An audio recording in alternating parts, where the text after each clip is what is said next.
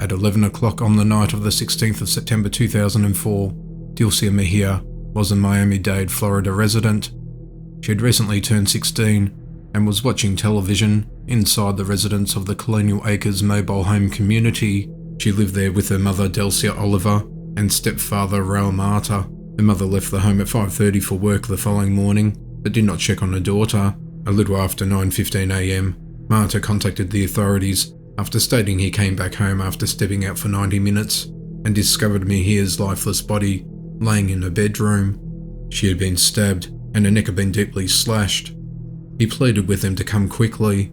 Marta was interviewed. He told police that he had a strained relationship. However, he repeatedly denied any involvement in the crime. He did, however, have bruises, scratches, and a swollen thumb. A few days later, an autopsy confirmed that someone had taken her life. However, no arrest was made at the time. Marta and Oliver later separated and moved to a place 70 miles south of San Francisco in California. He started a new life with a new spouse, who he had a child with. Through the years, investigators continued to pursue all possible leads. In May of 2020, investigators requested that the fingernail clippings, which were collected during the autopsy, be retested and examined due to improvements in DNA testing. The DNA from under Mejia's fingernails led to a positive match, identifying 46-year-old Raul Marta as the prime suspect.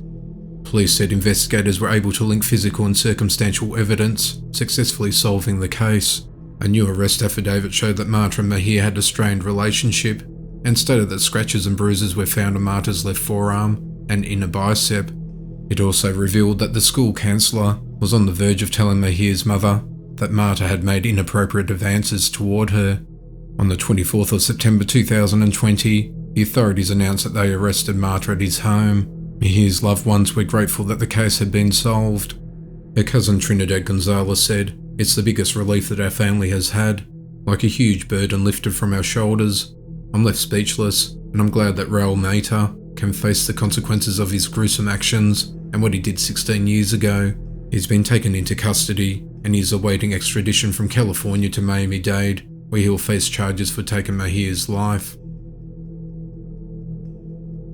Sarah Spears was an 18-year-old secretary who had been out celebrating Australia Day late at night on the 26th of January 1996. She was with friends at the Club Bayview, which is located in the centre of Claremont, which is a wealthy suburb of Perth in Western Australia.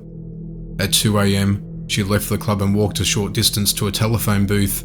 6 minutes later, she called for a taxi to be taken to a nearby suburb of Mossman Park, although she lived with her older sister in South Perth. She was seen waiting alone near the corner of Stirling Road and Stirling Highway by 3 witnesses. However, a few minutes later, they spotted an unidentified car stopping in the dark where she had been waiting and could no longer see her. She vanished, and her disappearance attracted wide media attention. She has never been seen since. Less than half a year later, in the early hours of Sunday the 9th of June 1996, a similar incident occurred. 23-year-old childcare worker Jane Rimmer had spent the night at the Continental Hotel. She was last seen outside the venue after declining to share a taxi with friends. She was caught on CCTV at 12:04 a.m, talking to an unknown man outside the hotel before disappearing later that night. On the 3rd of August 1996, Rimmer's lifeless disrobed body was discovered in bushland, 40 kilometres south of Wellard, near Woolcut Road, by a family picking wildflowers at the southern end of Perth's metropolitan area. In the early hours of Saturday the 15th of March 1997, 27-year-old lawyer Kiara Glennon, who lived in Mossman Park, left the Continental Hotel after spending the night with her friends. She decided to leave alone. A little later, she was spotted by a few witnesses at a bus stop where she was seen walking along Stirling Highway. At 12:30 a.m, they observed her chatting with someone in an unidentified light-coloured car, which stopped close to her. She disappeared, and this was the last time she was seen alive.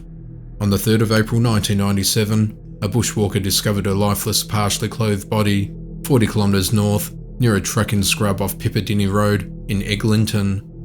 Evidence was collected at both crime scenes, including torn fingernails.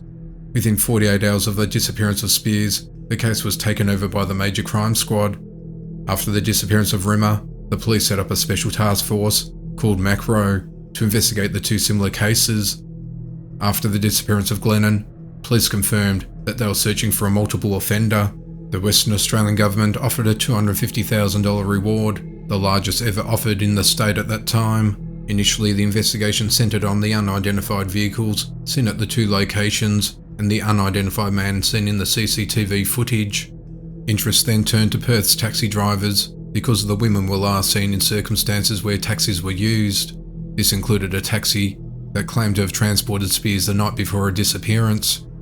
A massive fingerprint and DNA testing program was then exercised on thousands of taxi drivers licensed in Western Australia.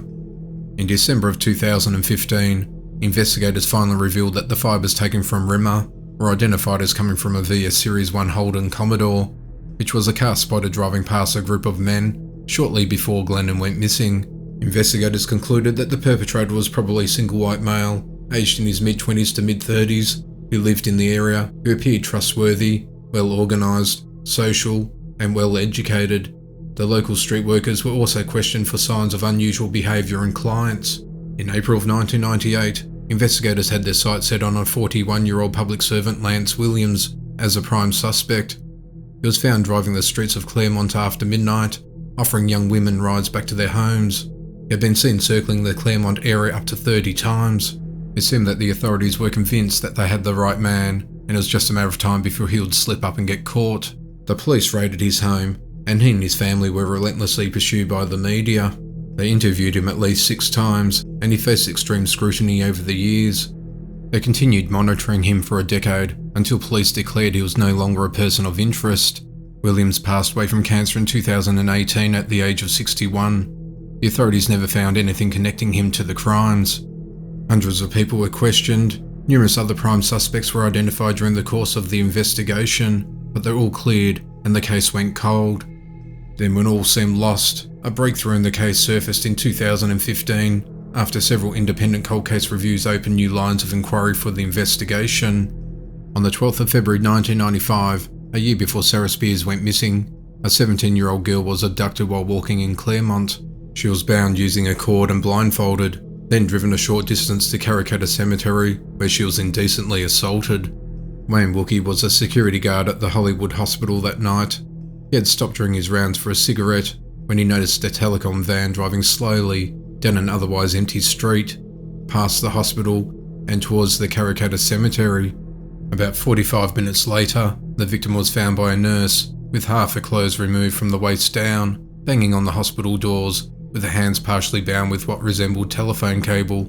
In October of 2015, the authorities had matched DNA from the woman to a sample taken from Glennon and believed that the same person was responsible for the crimes.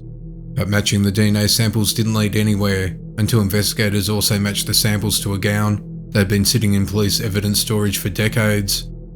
On the 15th of February 1988, the gown was stolen off a washing line and was dropped at the scene of a home invasion and attempted lewd assault in the suburb of Huntingdale in Perth's southern suburbs by the alleged perpetrator.